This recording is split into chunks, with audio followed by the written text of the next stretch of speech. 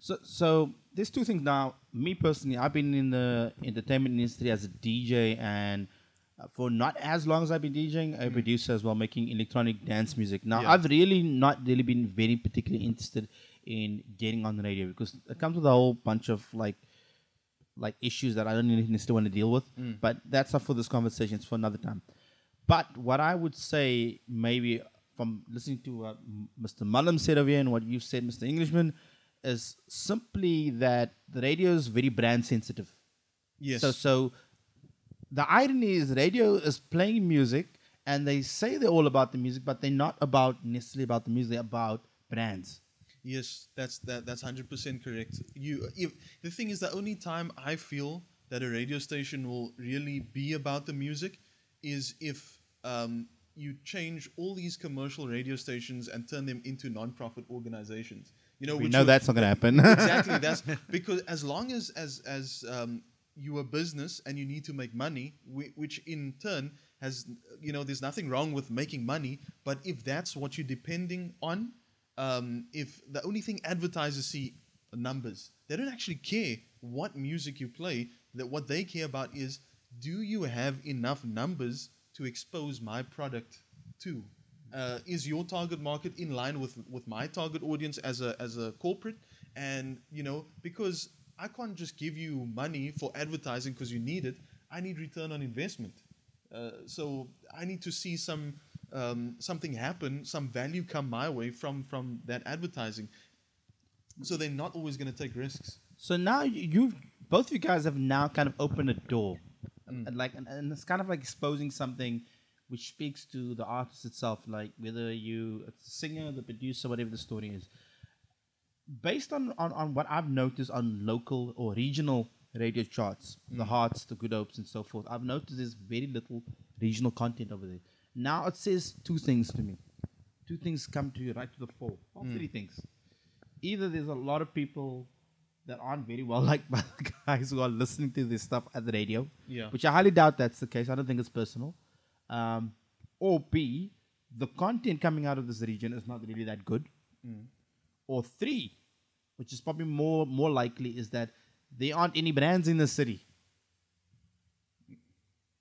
The, it's a very tough one because what I've noticed is that there's actually a big disconnect between what actually happens musically in Cape Town and what gets played on radio in Cape Town. If you go to these carnivals and festivals and live shows and whatever, even the young kids coming up, a lot of them start like from a jazz background. Like Cape Town, like jazz is still heavily influences this region, but that isn't really played on Cape Town radio. We've got specialist radio for that, though. Yeah, you do. But niche stations Yeah.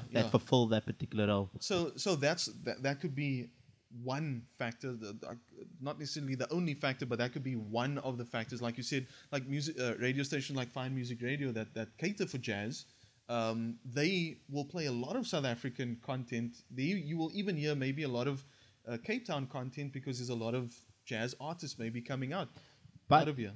Again, I would interject there. How much of that content is actually new content? True. And then I want to shift quickly the attention to Mr. Mallum over here because you have kind of been producing a lot of artists, yeah?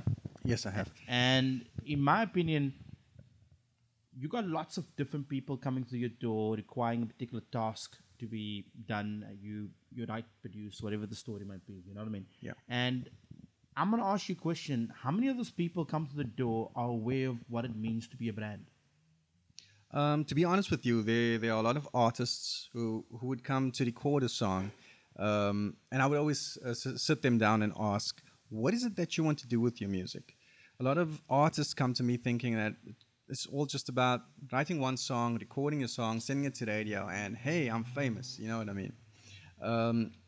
They don't think about the work that it will take to make themselves a brand, in a sense that it's not just about your voice and it's not just about your song, It's about you. Unfortunately, the world works this way, that it's about your image. It's about where you're hanging out. It's about just your social media presence, Yeah. and you know what I mean. And how many likes you can followers? get. Exactly. How many followers do you have? How many likes do you have? It's how much likes? How Okay, much? so, Yeah. so let's use it like a sort of like a. I mean, yeah, all three of us are completely disassociated from this artist, but we all know him pretty well.